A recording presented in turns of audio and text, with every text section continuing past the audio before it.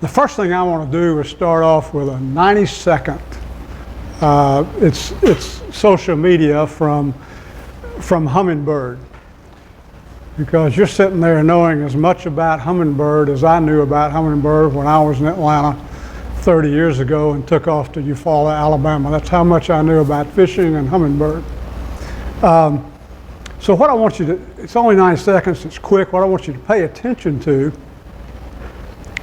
is what a fish finder looked like. It was a black box. It had a spinning, it looked like a radar scope, and it was sonar, and it bounced off the bottom and allegedly bounced off fish and showed you where the fish were and those kind of things. The original fish finders were Heathkits. Y'all are probably too young to know what a Heathkit.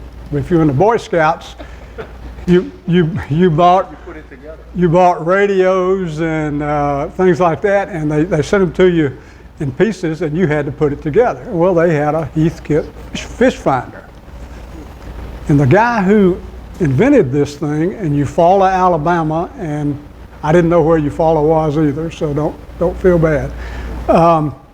Little town in southeast Alabama of about 12,000 people, and so they would buy the Heathkits. This radar technician in the hospital would buy the Heathkit, and he made a change to the circuitry to shield out the engine noise. This is the late 70s, and big bass boats and big motors were coming into to fame, and they caused a lot of noise on the fish finder. So he was able to shield the engine noise, and that's how it started. And so they were buying Heathkits, putting a foil over the name that said Heathkit, that said Humminbird, and that's another whole story. It's Humminbird without a G because you can't trademark a proper name. So we trademarked the way you say it in the South. You don't say Hummingbird, you say Humminbird. So I want you to notice that. It's going to be real quick. And then you'll see them. The company's now owned by Johnson Outdoors, which is the SC Johnson Wax family. And so let's go ahead and show it.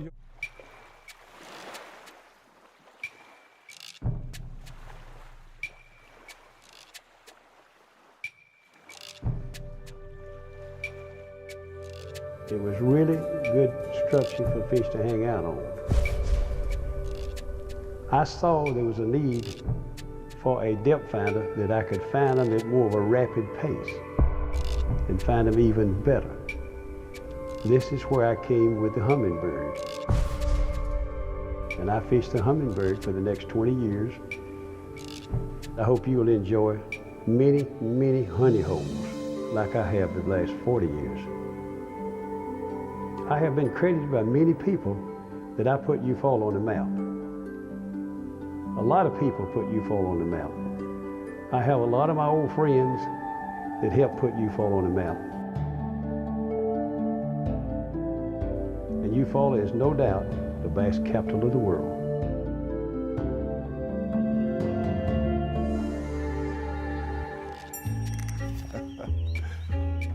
We are standing on sacred ground, the banks of Lake Eufaula.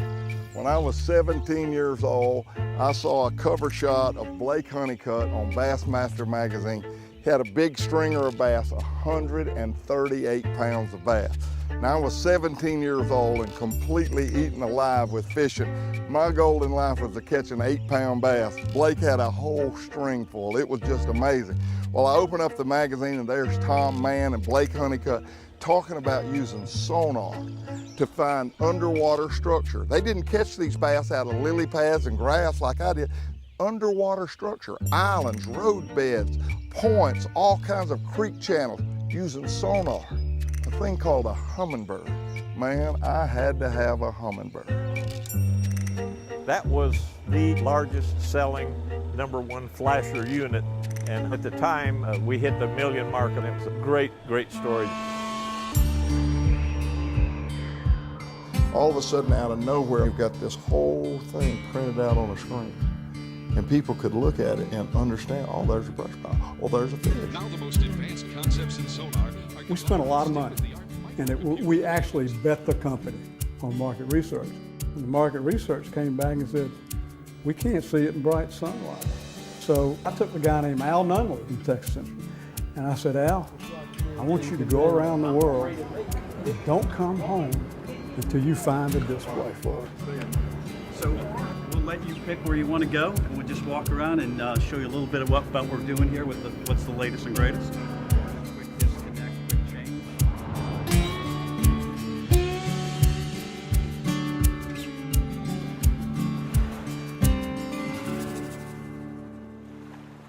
That's it. Now you know what I'm talking about. Quickly. Harvard Business School. I go to work for a bank in Atlanta. I took the road less traveled. My classmates went to New York. So bring Linda and my 3-year-old back from Harvard, and we go to work for a little bank out in Doraville, Georgia. After 3.5 years of lending money to small businesses and learning how to be a CFO, I decided I wanted to be a part of building something.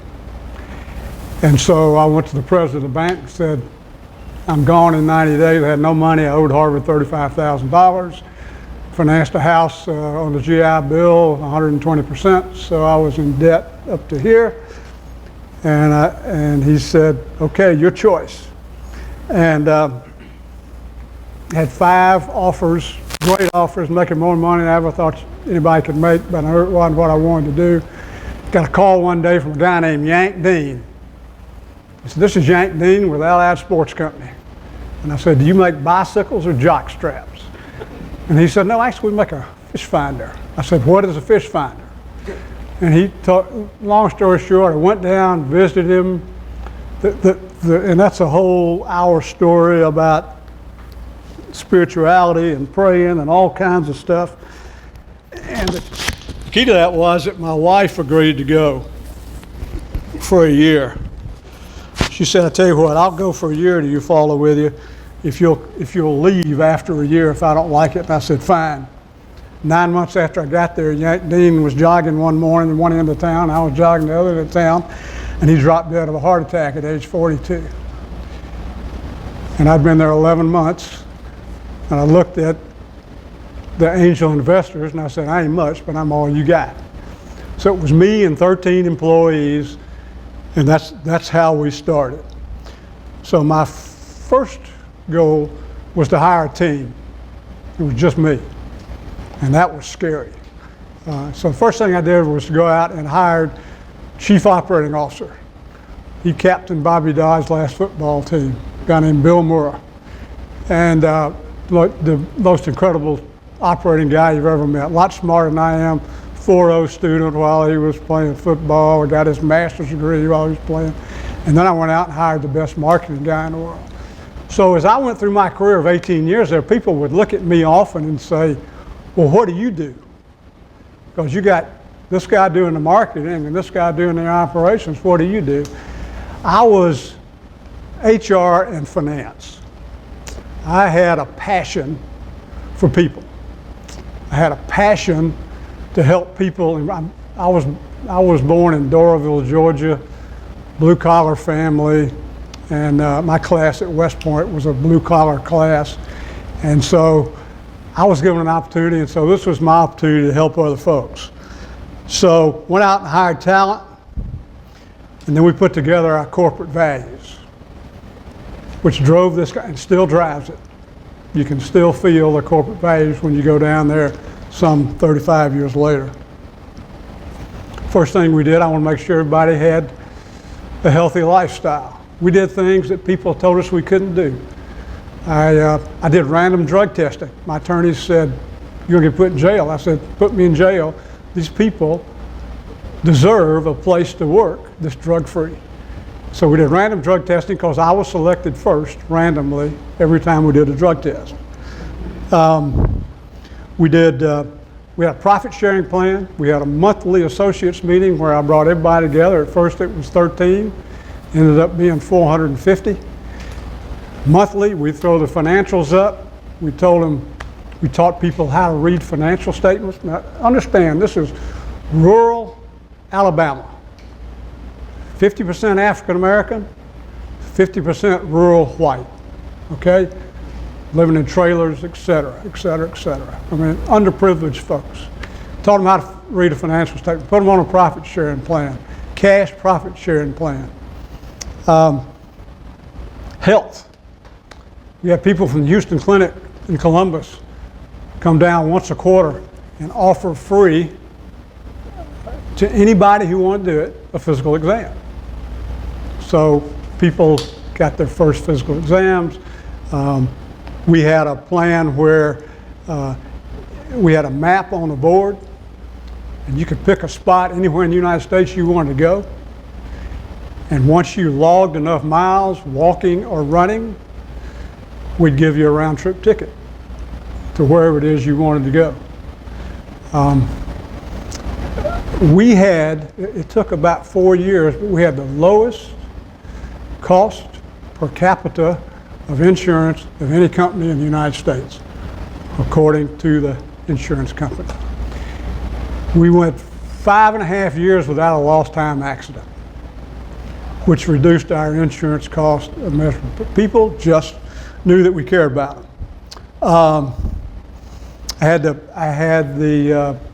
I called them associates before Walmart did. I had the associates sit down and put together the corporate values. And the corporate values were what we ran the company by. Every HR program that we had was built around one of our corporate values, which they put together and which they memorized. We'd have associates meetings, and I would draw a name out of the hat. So if you can recite these by heart, I'll give you $50. And so people started memorizing the corporate values. After a while, they said, I think this guy's serious about this stuff. My director of HR, who used to go around the country and train other HR directors, was an insurance clerk without a college education. And she became the guru in HR. So we had 5 angel investors when I took over the company. They'd each put in $20,000 apiece. So I decided if we were going to shoot for the moon that we needed to own the company. Now, this is not something that you could probably do today. But I took my $25,000 net worth. I'd gotten it up to $25,000 by then. A guy named Hugh McCall, who was a Marine, who was the chairman CEO of NCNB, later became Bank of America. And I convinced him to loan me $14 million. And Linda and I signed a note for $14 million. I had $25,000 net worth, didn't make a difference. So, I want you to teach negotiating with your wife. Yeah. So we signed a note for $14 million and bought out all the original investors. And I turned to Tom and to Bill. One of the things I had beaten into me by a couple of advisors is, Jim, it's better to own a small piece of a big pie than all of a little pie. And so I turned to Tom and Bill, my COO and Chief Marketing Officer, and I said, if you own 25% of this company, would you stay with me instead of going look for another company to run? They said yes. So I sold them each 25% of their company for a never pay me back note. And then we took 20% of our stock and gave it to an employee stock ownership plan, because we felt like that the people that were pulling the wagon out there on the production line making things happen deserved to be rewarded as handsomely as we were if we exited. Now 18 years later, when we liquidated the employee stock ownership plan, I had the privilege of standing in front of the production folks, these rural folks I was telling you about, with tears streaming down my face, as you can imagine, and hand out $7 million to 125 of my employees watched them buy their first house. Oh, we had one employee that didn't have running water. Watched them buy their first homes, watched them buy their first cars, watched them send their kids to college. That culture still exists down there. We celebrated. I had a bitch box. You could say anything you wanted to me, and we'd go to the associates meeting on a monthly basis. I'd pull out of the bitch box whatever they had to say and read it cold turkey, and respond to them right there. During the height of our growth, one of the hard things about continuing a culture is when you're going through high growth. Because I had 50 people who were a part of the culture. You came to work at Humminbird, I mean, you worked your ass off. So we had people that came to work for us that quit after a week and say, this is not for me, I'm going home. But the hard part is sustaining a culture through growth, because people just don't believe until they've been there for a while. One day I pulled out a bitch and started reading it. I choked up because it was very hurtful to me and responded to it. 2 days later, a woman who's still there after 40 years, who's our production manager, came and said, Jim, we just want you to know we found out who that was and they don't work here anymore. Just spit them out. So that's what a culture will do for you. I was the chairman of the clean team. Look, I was in the Army, and one of the things we did was pick up trash wherever we went. So I used to walk around the plant. I used to walk through the plant picking up trash. Every time I saw somebody else pick up a gum wrapper or something, I'd put them on my clean team.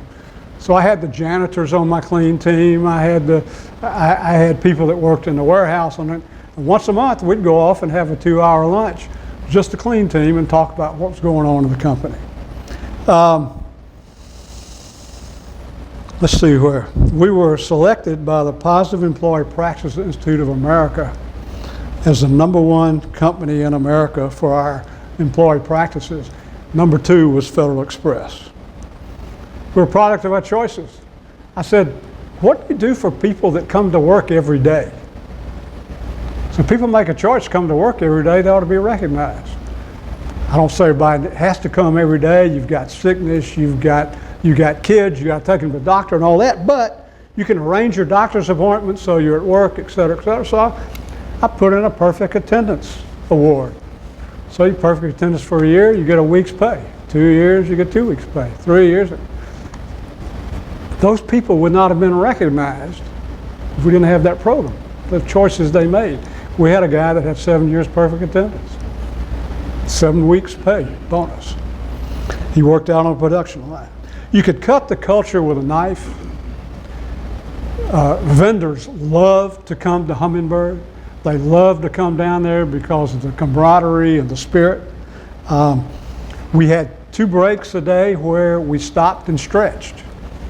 Come on the loudspeakers and we'd stand up and we'd stretch and do things that the doctors had told us were good for us, for people who sit all day.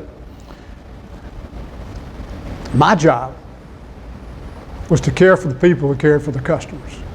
People ask me, what do you do as a CEO? I said, I care for the people who care for the customers. One of the biggest advantages that we had was that neither Tom, Bill, nor I knew anything about the industry. Zero. We weren't fishermen. We knew nothing about the industry. And I had a good handle on what I didn't know, and that's an awful lot. It was a performance culture. It was accountability. We reviewed every employee every 6 months. You end up telling an employee the 3rd time the same thing you told them 2 reviews ago. It's time for them to go out the door. So we raised the level of the performance. On those reviews, we had a question that said, what do you want to do the rest of your life? I had a young man said, I want to own a Chick-fil-A franchise. I don't want to work here the rest of my life. It took 2 years, but I helped him get a Chick-fil-A franchise. So people knew that we cared about it. And I said to people, look, if you're going to leave Humminbird, more power to you. But come talk to me first to make sure it's a better deal. And we populated the industry with performers.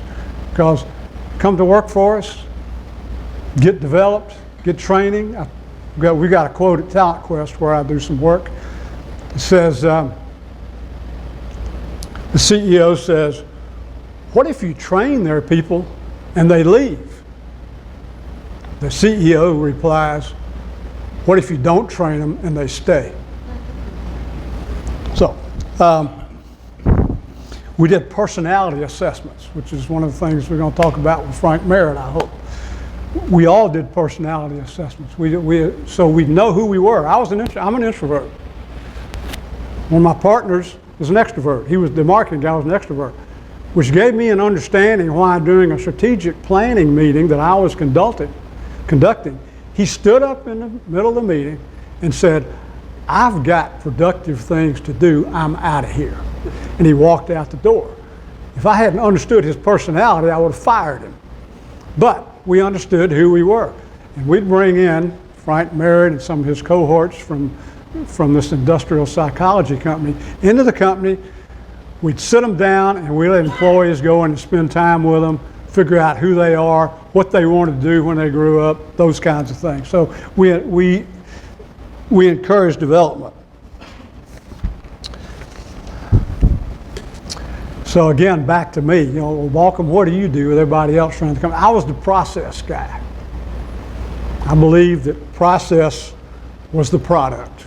So I was the guy with a baseball bat saying, we're going to do performance reviews every 6 months. And by golly, we did them. And the baseball bat said, we're going to have our quarterly strategic product management meeting, and everything that was assigned last quarter is going to be reported on. And so I was the guy that ensured that we had these processes, because the process is the product. And the process is where the ahas come from, and I'll talk to you about that in just a second. So that was another one of my roles. Let's see here. Oh, directors. I had advisors. And I still fight this problem. I've been on about 25 boards, and I'm on from various industries. I'm a jack of all and a master of none. I sit on a medical technology company, and they say, oh man, we got to have doctors, we got to have people in this industry. The biggest mistake you can make. I had nobody on my board that knew anything about the fishing tackle industry. I had the vice chairman emeritus of Genuine Parts, who knew more about distribution than anybody in the world, so I want to know about distribution. A guy named Bob McClure, who was CEO of Tandy Electronics, just as cell phones were taking off, and so he was running high production electronics. I needed somebody with that experience. And Irwin Brown, who loved to fish, but he was executive vice president of 3M.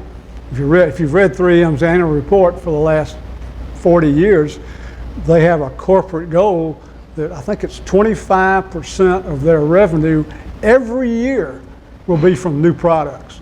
So he brought the new product development process to it, not how to fish. Now I'm going to get to some America First stuff here. 1989, you can Google this, 1989 Inc. magazine article. There's about a 12-page article on Humminbird, on us, the three of us who ran the business. The title of the article is Ask and You Shall Receive. It will tell you about the 9 product failures that I had.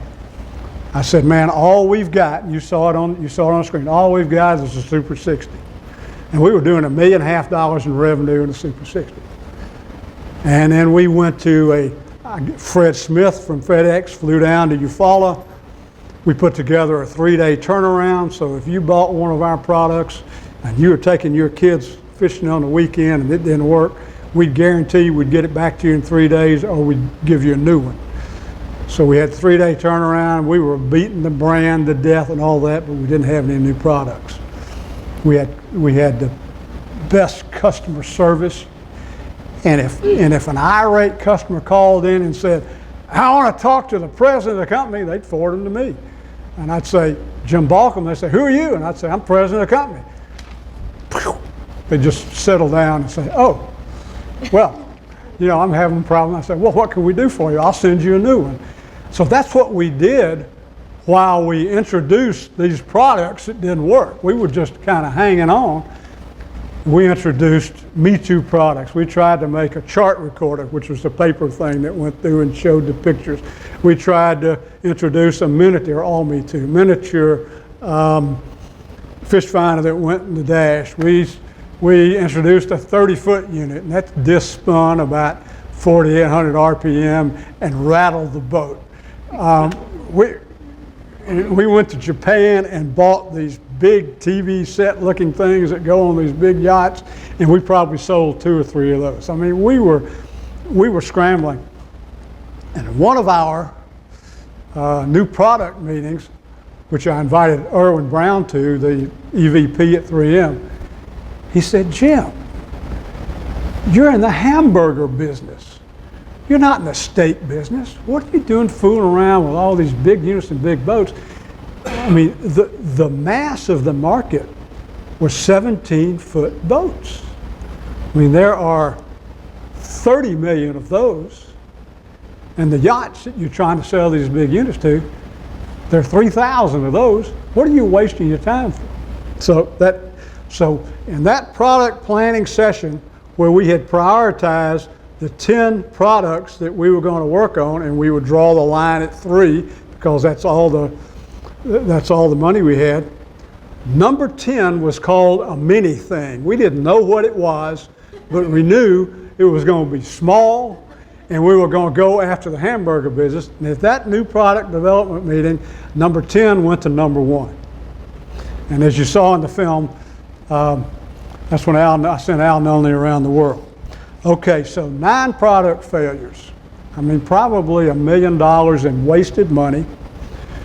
Acquired a lure company because I thought we were going to be the fishing tackle conglomerate of the world.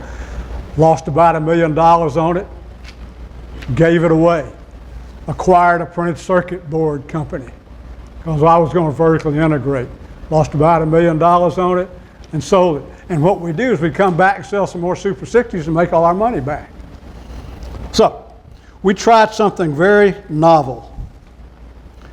We decided, with great advice from my marketing man and great advice from my advertising company, to do some market research. I mean, we had been asking the professional fishermen what they needed, the distributor salesmen what they needed, the retail salesmen what they needed, the sales force what they needed, local fishermen what they needed, and experts in the industry what they needed, and that brought us 9 product failures. So we decided to ask the customer. Novel. So we spent all the money we had. You talked about, you heard it on there. We had a wonderful woman, Sue Simons, who I still talk to, who did the focus groups. We spent about $100,000 on market research, and we thought that we were going to hear back from the consumers. They wanted more bells and whistles. They wanted more technology, et cetera, et cetera. And what Sue did when she did the focus groups was she brought the families in and she brought the wives in. You know, look, we sell to Joe Sixpack. He's our customer. We did an analysis of our customer. Let me give you an analysis of Joe Sixpack. Joe Sixpack works in a plant somewhere. Joe Sixpack drives a new Ford F-150 and lives in a mobile home and has a $60,000 bass boat on the back of his pickup truck. He's past due on his trailer payment, but he's current on his boat payment. Okay? And so this is who we went to. We went to their wives, and their wives have to put up with these guys. So we went to them. We came back and they said, we were waiting for this knob, this whistle, this whatever, and he came back and said, we can't see it in bright sunlight. We said, what? We can't see it. It glares in bright sunlight. This was ours and the competition's. It's too complicated. We want something that's easy to use. This is a precursor to the cell phone, by the way. And And in addition to that, we can't find it where we shop. We said, do what? Well, we sell the marine distributors and the marine retailers and all that stuff. And that's where our salesman told us we had to. So we became the whores of the industry. And there's a meeting I had with Sam Walton. That's another whole story. They went for, I told him to put his money where his mouth is because he's not selling American products. Because he was doing this Buy American campaign. He wasn't buying any of our products. So I sent him a letter and said, and all my salesmen, everybody else said, we're dead. It's over. And the next year he did $6 million for the Humminbird. So we sold direct to Walmart and direct to Bass Pro Shops, which was catalog and online. So we cut out the distributors and we cut out the retailers, and which is what's going on today, obviously. And we became the whores of the industry, and the market increased 300%. Okay. I sent Al Nunley around the world to find a display. He found one at Hitachi. Hitachi was getting ready to build a liquid crystal. The largest liquid crystal display ever built was about that large. And they were building it for the first time for a laptop computer. And the liquid crystal display, you could see in bright sunlight. So after 17 trips to Japan, I made it to the chairman of Hitachi, convinced them to let us be their beta site. We became their beta site to get their production line running. We went from $15 million in sales to $75 million in sales in 2 years, to $120 million in sales in 3 years, as the liquid crystal display fish finder took off. And let me give you the punchline. We were sitting in a new product development meeting saying, bright sunlight, simple, 2 buttons. We're going to cut out all the dealers and distributors, prostitute ourselves. In that meeting, we went through the process every time. In that meeting, the light bulb came on. We're not in the fishing business. We're not trying to catch fish. A, we're trying to catch fishermen. And B, we're in the entertainment business. We are entertaining fishermen. We're entertaining their families. We're entertaining their kids. Their wives will let them go fishing. They'll go and as luck would have it, Joe Sixpack gets his ego from the $60,000 bass boat, the biggest motor. And we convinced him to be the most manly person on earth, you needed 3 fish finders on your boat.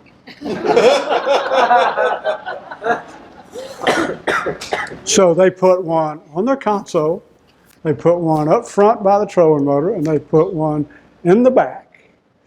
And look, you're paying $40,000 to $60,000 for a boat. You pay $2,000 for 3 depth sounders. And your kids can play with them, your wife can play with them, and you can pretend you know what you're doing. I mean, they say, look, here, we took all the warranty cards and sent them that we got and sent them back to the existing customers and said, what do you want next? And they said, we want to be able to really distinguish the fish from the bottom. Well, we were having our strategic planning process, which is boring, and we were having our strategic process meeting in Hawaii with Hitachi. And Hitachi said, a guy from Hitachi said, we've had this 2-color display on the shelf, and we don't know what to do with it. It shows black and it shows red. The next year, the big ad at the Fishing Tackle show was, if it's red, it's a fish. And it just went, we did it again. It just went through the roof. So for 2 years, we were the world's largest consumer of liquid crystal displays. And we got Hitachi up and running. They're now made in-house and Eufaula. And so anyway, that's, and look, I've made so many mistakes. And after that, I made so many more mistakes. But I won't tell you about those. That's time for another story. So I think my time is probably about up. Now I'll take questions.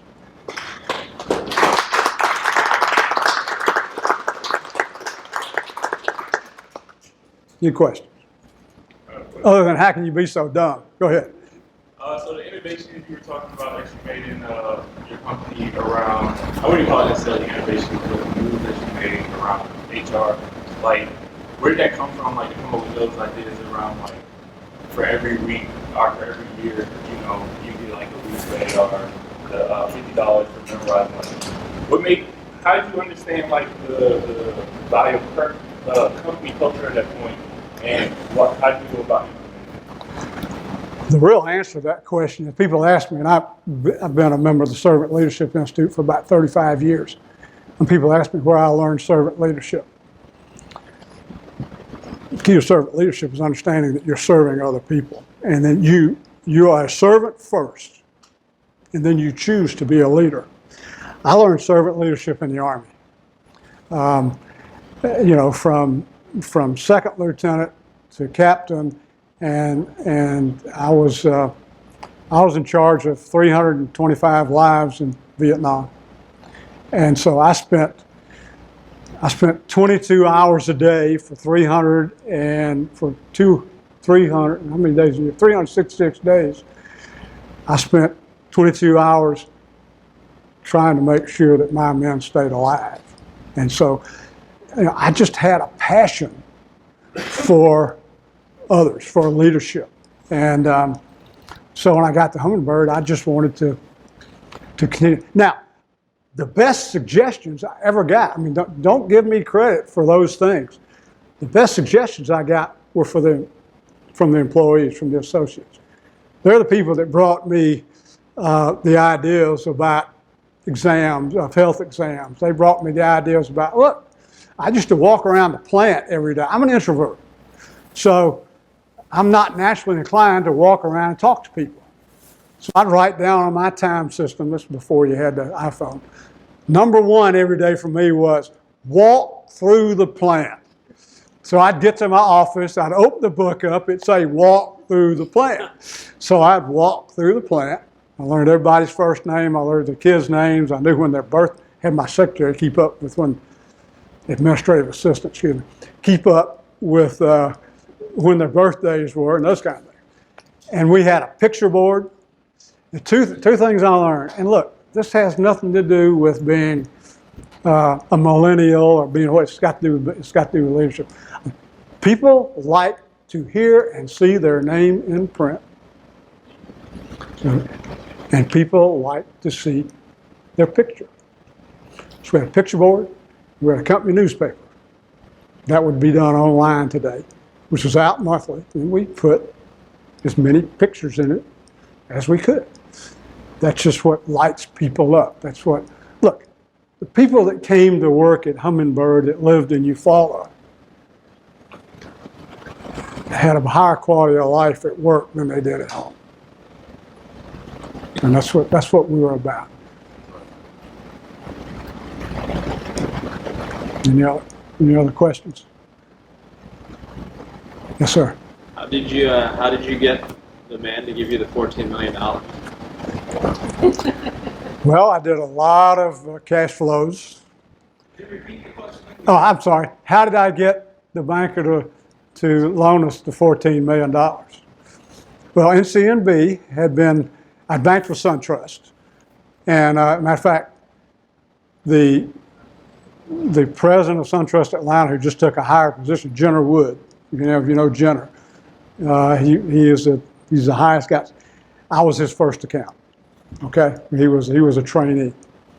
So NCNB was trying to get our business, and so I let him come on in, and I said, "Here's the deal.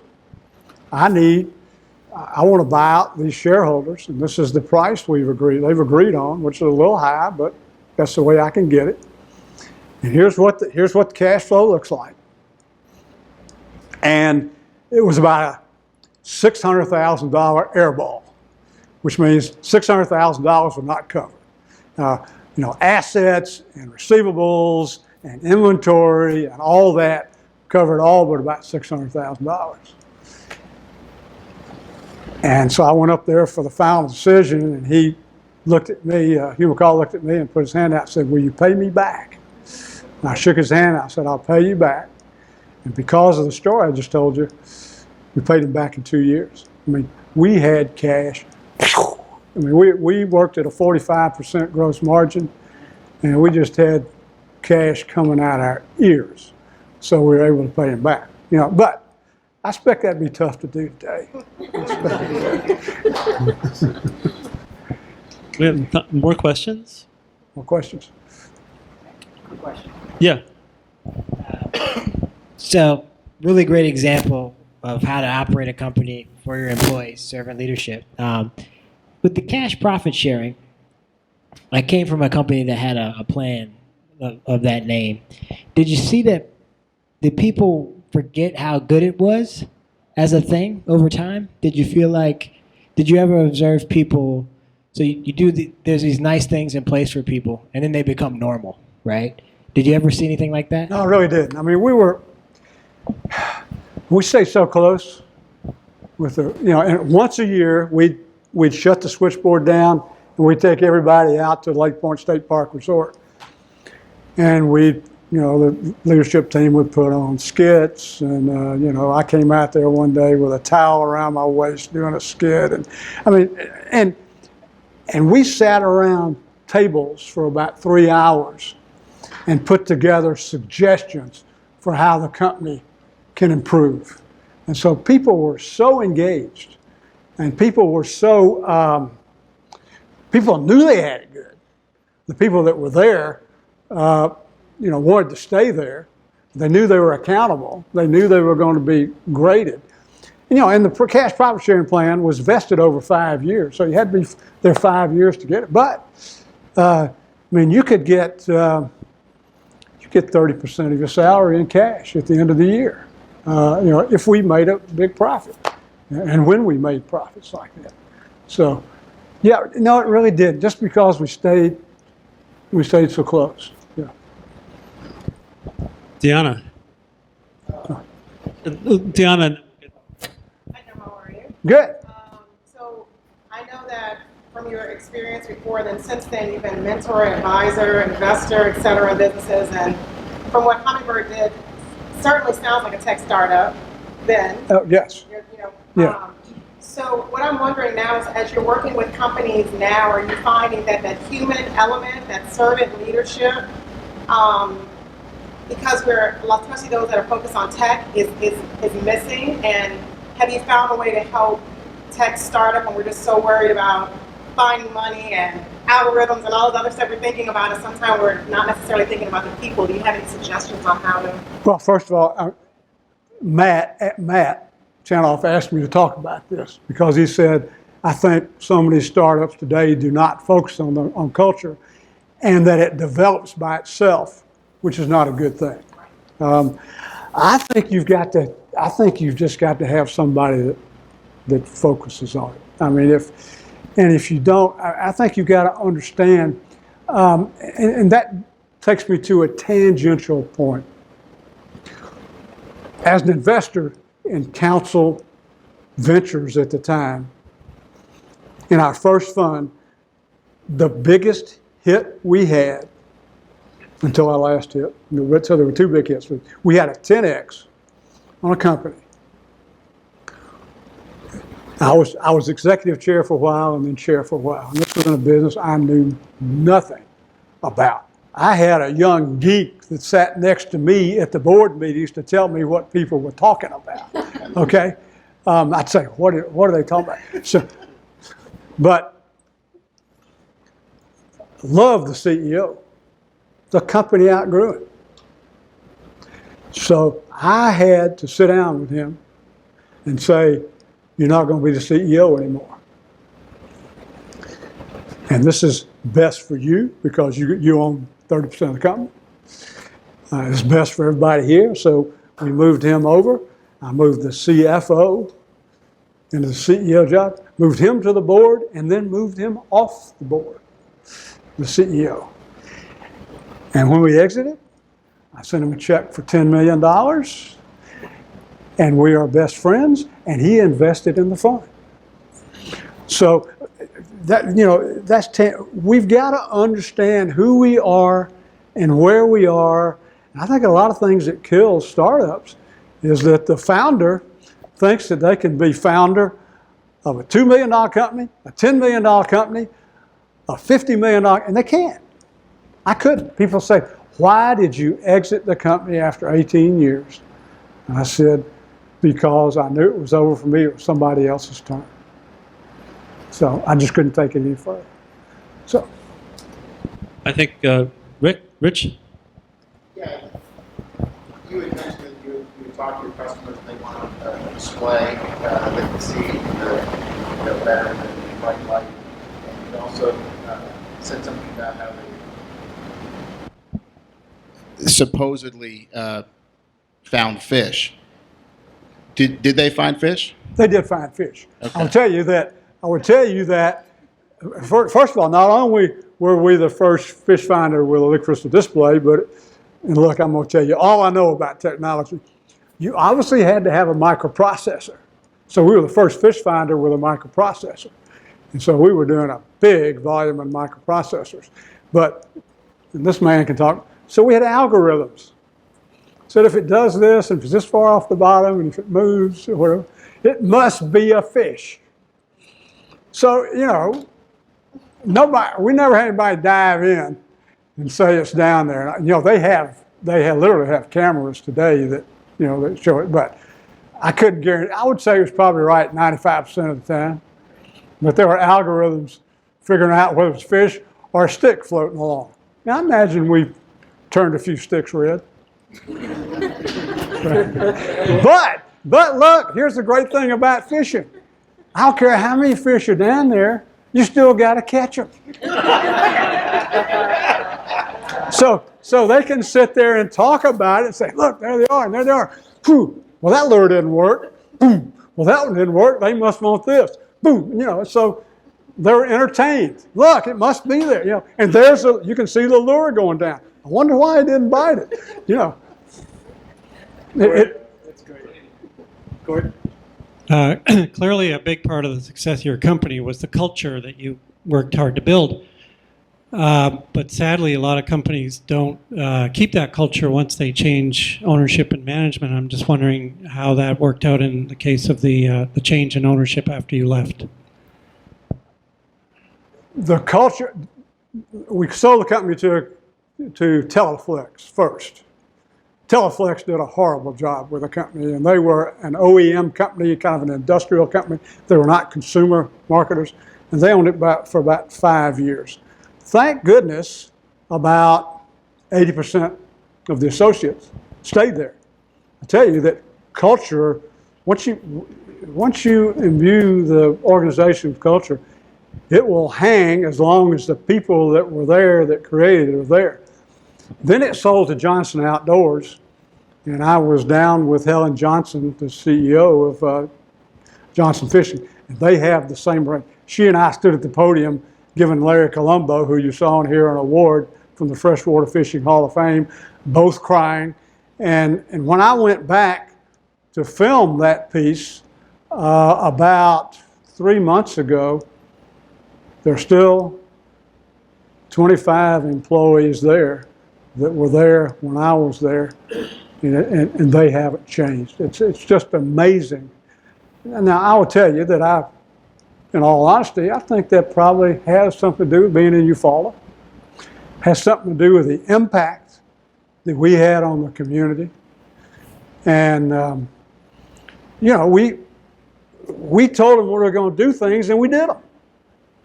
And so I imagine as those 25 employees age out, it'll get tougher and tougher. Jim, I know we've had a lot of conversations about how you went from being a fish finding company to an entertainment company. Entertainment. And we've talked a lot about this notion that we've built on here, this not notion. I wonder if you might share some of your perspective on that. Well, the perspective on that is that we didn't understand the not philosophy as we were trying to introduce new products. We thought the brand would carry us, and it's a great brand. I mean, today as we sit here, it has 95% consumer recognition. But we got to not with the liquid crystal display, the entertainment part of it. I mean, if people were going to fish, they could not buy a Humminbird because you could see it in light, because it showed you where the fish were, because it was easy to use. I mean, it was 2 buttons, on, off, and 2 or 3 modes, and that's all you had to do. Whereas if you were using the chart recorder, which charted the bottom and charted fish, you had to sit there and turn. This had automatic gain. You had to turn the gain. You had to do all that. So it took us a while, and it took us bloodying our nose and beating our head against the floor, but we finally got to not. I mean, it is. I mean, if I had been to Flashpoint, well, I would have saved $1 million and probably 5 years. So is that what you? No, just. Yeah. I mean, that's. Well, it's difficult to get this not idea unless you live through Flashpoint or you live through a kind of near-death experience that you had, and then it becomes more important. So having more perspective on it is useful. Yeah, and it's noticing. It's noticing that you're failing to notice that you're not noticing. And we didn't notice. I mean, we went to the professional bass fishing tournaments where guys were making a living fishing. And they said, I got to have a chart recorder that does this, and they got their jollies out of fooling. But that was, out of a 50 million consumer base, we're talking about 5,000 people, and that's where we were getting our information. So we were failing to notice where the market was. And we were attempting to get to a not with 5,000 people as opposed to a not with the consumer base. And so. Yeah, but it's something that we see with almost everything that starts out at Flashpoint, which is there's some conception of what it is that the goal is to make someone's life specifically better. So when I think about the Humminbird, specifically to find fish. And so then you think about the product in terms of this direct goal to find fish, which is actually not a not. You can fish without finding fish. But to go on the boat and be cooped up with your Joe Sixpack and not be entertained, that's not okay. Look, Daddy, there's a fish. Look, I'm on. He's on his LCR in the back, and liquid crystal recorder. That's what that meant. And so, I mean, it was clearly the fact that we got to not, and made it easy for them to buy it. The Amazon.com of today. Yeah, and I'm imagining you don't get to 120 million in sales without it feeling like people are pulling it from you somehow, as opposed to you trying to convince them to use it. We were manufacturing the product, putting it on a 6-hour burn-in, putting it in a box that was on the way out the door. I mean, we could not. I mean, the greatest time of my business life was allocating product. Kmart, we can't give you, but you want 20,000, we'll give you 5. Bass Pro, you want 40,000, we'll give you 10. And by the way, they didn't worry about pricing. By the way, we kept our full price because we were allocating product. It was beautiful. It was beautiful. Yeah. I kind of just wanted to go through creation of Joe Sixpack and how for understanding motivation and stuff like that to create a product for. Can somebody give him a mic? He's asking. My hearing aids aren't good enough. I was asking about Joe, like the inception of Joe Sixpack and like the process to like finding his his motivations, and how important that was to you to sell the product. So about how we found that out? Yeah, like the creation of Joe Sixpack as a personality, or the person who was, when we started doing the market research, we started, and Sue Simon started sending research questionnaires out to people, to the population that we were selling to, the consumers, and then we talked to them in focus groups. That's when we figured out that Joe Sixpack's ego. I mean, the thing I like about Humminbird, the name. I mean, you've got Garmin, who competes with us. You've got Lowrance Electronics, who actually was the first, who's in Tulsa. They were the biggest and our biggest competitor. But Humminbird was a personality. Humminbird was more than just an electronic. Humminbird was the gal who picked up the phone on the first ring and said, "Do you want me to ship you a new one?" Humminbird was the guy that got your new unit by FedEx. Humminbird was a unit that, that you want one that has red dots on it, we'll get you one. It's the Humminbird name. And so people would say, not that I've got an LX250 on my boat, I got a Humminbird. And by the way, I got 3 Humminbirds. And so mine is bigger than yours. Go ahead. Are you okay taking a few more, Jim? No, yeah, I'm fine. Ken? So you've talked about labor and what you're doing for employees. I think there's a huge debate within our country in terms of if our labor force is competitive worldwide, and that's, some people believe, led to manufacturing being outsourced to cheaper labor countries. Have you continued to do all of the manufacturing in Alabama? And could you respond also to whether or not some of these practices that you have discussed would work for higher labor types of environments, or do you see any difference there?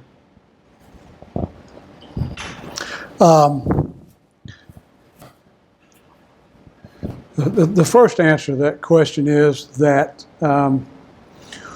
not only do we do 100% of our manufacturing, we brought the manufacturing of the lift crystal displays as soon as we could from Hitachi in Japan to Eufaula, Alabama. Built a clean room, learned how to do it. I mean, we had some fits and starts and crashed and burned, and it cost us some money. But we do that in Eufaula, and to their everlasting credit, Johnson Outdoors is committed to that. It's 100% in Eufaula, Alabama. Yes, American labor can do that. But I just think that American labor has got to feel like that they're part of the process. And not just feel, they've got to be a part of the process. I mean, that's how we made every quality improvement, every efficiency improvement we made. We had what we call the error cause removal program. Other companies are doing that now. Well, this was 30 years ago when we started doing this. And so you put a suggestion in the box, we had an error cause removal team. And I think if we turn the tables this way and move the product that way, that we could save 2 people and save 10 minutes on the production line. Well, we had a team that was not, it might have had 1 manager on it, but the rest was, and they would evaluate it. The first thing they do would be to respond. We got your suggestion. We'll get back to you in the next 30 days. And then they would sort through them. And we got suggested, we saved hundreds of thousands of dollars. And that employee would get a check for $10,000, $20,000, $25,000 for the improvements that they made. You don't think people got involved in improving what we were doing? I mean, it was get out of the way. We're going to make this a better place, because we engaged them. And everybody was engaged. We're all on the same profit sharing plan.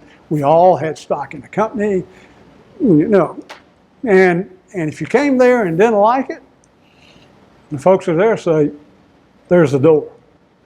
So anyway, yeah, yes, we can do it. And you can do it with rural America. You can do high tech with rural America. All you got to do is teach them.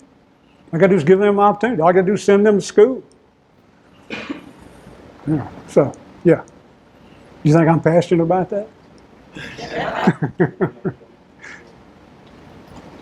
Anyone else? Jeff.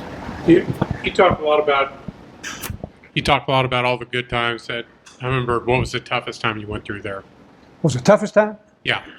Okay, the toughest time I went through was, and praise God, we had liquidated the employee stock ownership plan, so we'd gotten the money out. George Bush the first, who said, no more new taxes, imposed a luxury tax on boats. In 1989, 1990, some people blame it on Bill Clinton, but it was George Bush that did it. And I voted for him. So anyway, and he put a luxury tax on boats. And it's the unintended consequences. And so what did that do? It did not punish the rich people with $100,000 yachts. It put the plants out of business and put the workers on the street. The guy that had that yacht, he could care less. So put the workers on the street. And the marine industry shrank 55%. Okay? So picture this. Told you I had other stories. Picture this. Run rate of $120 million in January. I've done a leverage recap, put $50 million worth of debt on the company, paid out the ESOP, took on a private equity investor, bane of my existence, and 120 million, bless you, January, June, $30 million run rate. It's not the impact that'll kill you, but it's a rapid deceleration. In a community, try to do this without getting emotional. In a community where you go to church and the grocery store with all your employees, I went from 450 to 225. Okay? I knew what I didn't know. I hired a turnaround guy who was still a dear friend out of Chicago. He came in. I got out of his way. He said, we've got to cut here, we've got to cut here, we've got to cut here. We went home for dinner that night. My wife fixed dinner for the two of us, and she said, well, you spent a day at Humminbird. And she's seen me just saying, you know, I thought I was going to lose the company. And she said, what's the problem, Dan? Dan said, it's him, pointed to me. She said, what do you mean? He said, well, he's walking around the plant with his head down, and he's not speaking to people like he always used to, and his dauber's down. And he's got to pick it up. He's got to tell folks everything's going to be all right. Anyway, long story short, 450 to 225, and there's a great story here. We did a road show with our vendors. Well, I've been a proponent since day one.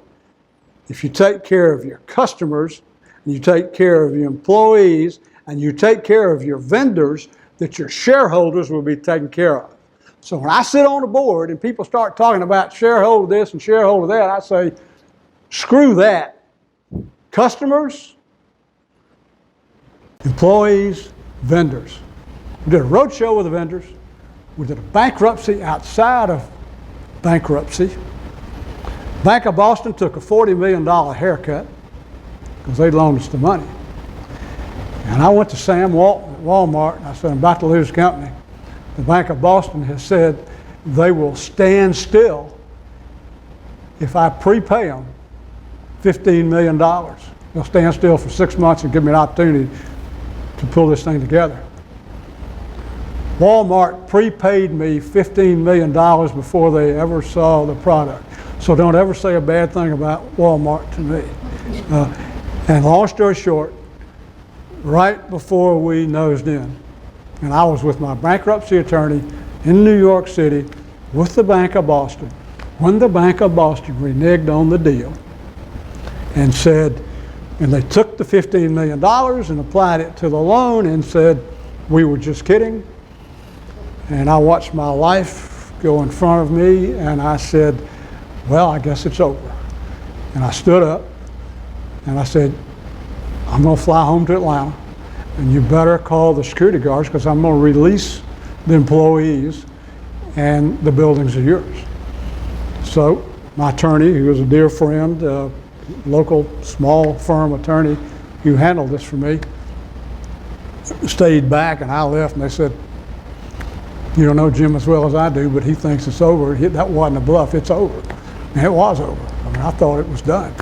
And this was back before cell phones, and so I get paged in the Atlanta airport when I fly back through Atlanta to drive to Eufaula. And it's Bob Hill on the phone said, the banks decided to stick with the deal. So we had 6 months, and that's when we did all this other stuff, pulled it out, and